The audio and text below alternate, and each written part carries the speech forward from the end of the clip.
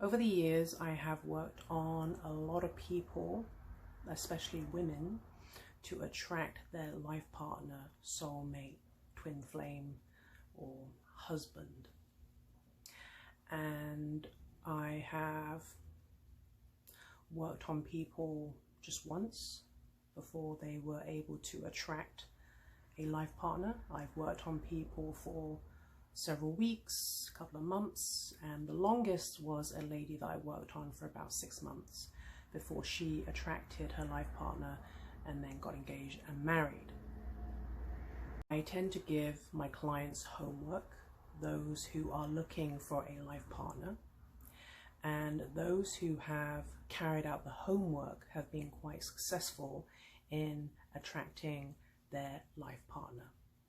And there are very simple steps. So number one is to write down a requirement list. What do you require in a partner? Meaning, do you require a partner who is kind, supportive, loyal, smart, funny?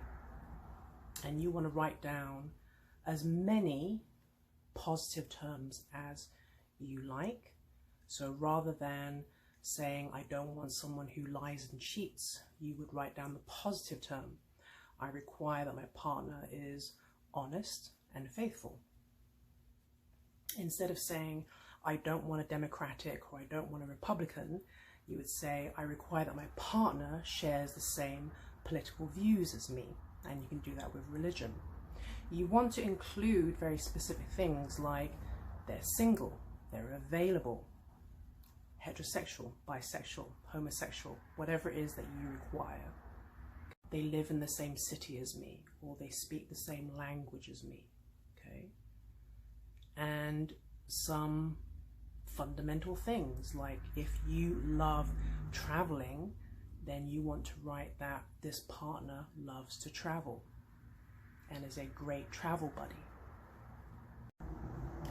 So after you have written a big list of requirements, and don't worry about how big the list is, because I had a client who wrote 3 pages full and she was like, are you sure?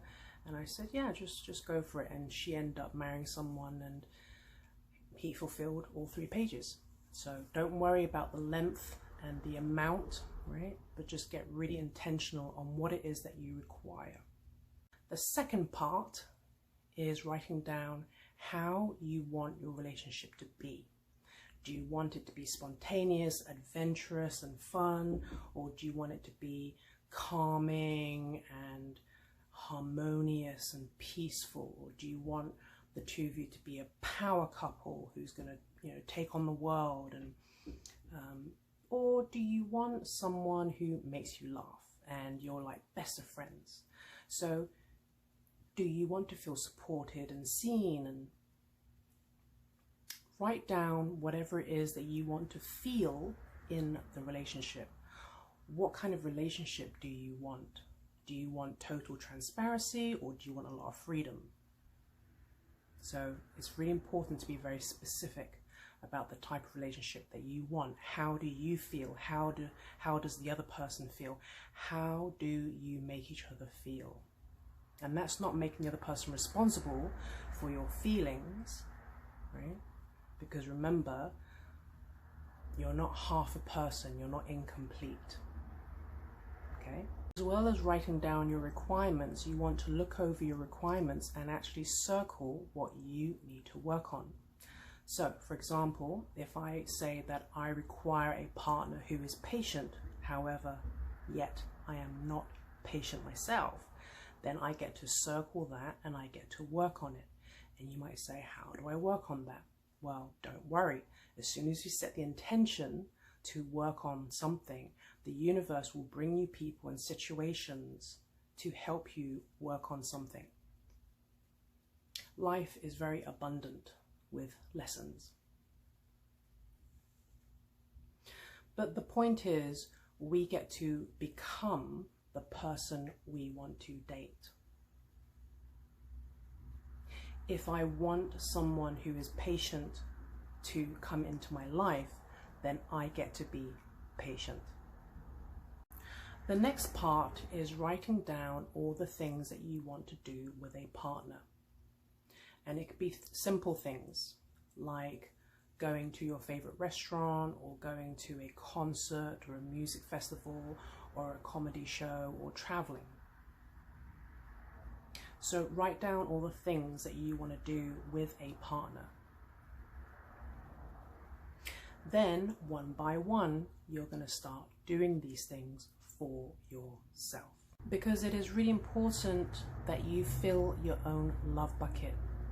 It's important that you are able to give yourself the things that you require from other people. It's important that you date yourself and fall in love with yourself and feel whole and complete. If you don't feel whole and complete, then you're going to attract people who mirror that, who are also incomplete. And that creates a codependent, toxic, unhealthy relationship.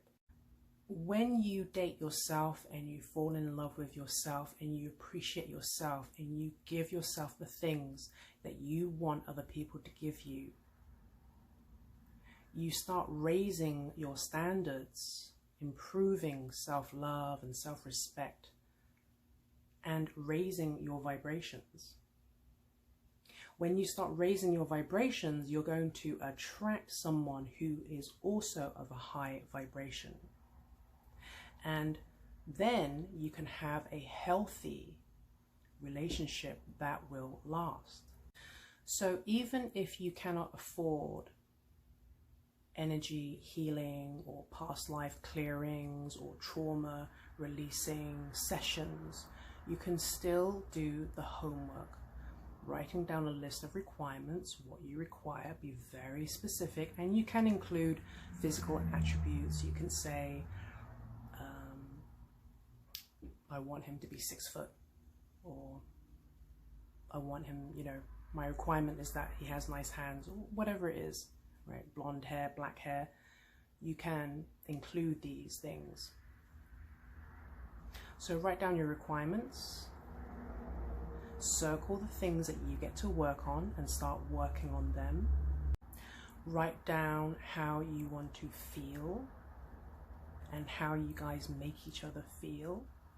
Write down the things you want to do and start doing them, and start the process of falling in love with yourself, providing for yourself, filling your love bucket and raising your vibration. If you hear any negative beliefs or limiting beliefs coming up around that, around why you cannot be in a partnership, or it's not for you, or the person doesn't exist, or you're asking for too much, or you're not good enough, just delete it.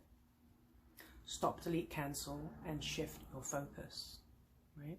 You don't need to indulge in the limiting negative beliefs. Just keep deleting it, because these negative limiting beliefs come from the ego, and the ego's job is to keep you safe and protected and out of harm's way. The other thing that a lot of women tend to do is that they want someone in their life, humor. They want someone to make them laugh. And my question is, do you make yourself laugh? And oftentimes their answer is, well, I'm not funny.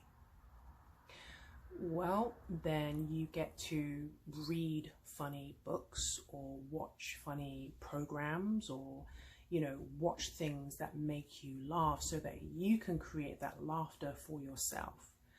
And instead of waiting for someone else to make you laugh, you get to generate that for yourself. And you can go to comedy clubs, right, and watch comics and provide that laughter for yourself, so that you're not depending on someone else to give you what you are lacking. And whatever it is that you want to feel in a relationship, you can also generate that for yourself. The other thing that you can do by yourself is write down how you have felt in previous relationships. Maybe you didn't feel seen, you didn't feel heard, maybe you felt abandoned or rejected or abused or disrespected. Now, instead of focusing on the other person, I want you to turn it around and redirect it inward. How do I not see myself? How do I not hear myself? In what ways do I not listen to myself? How do I abandon myself?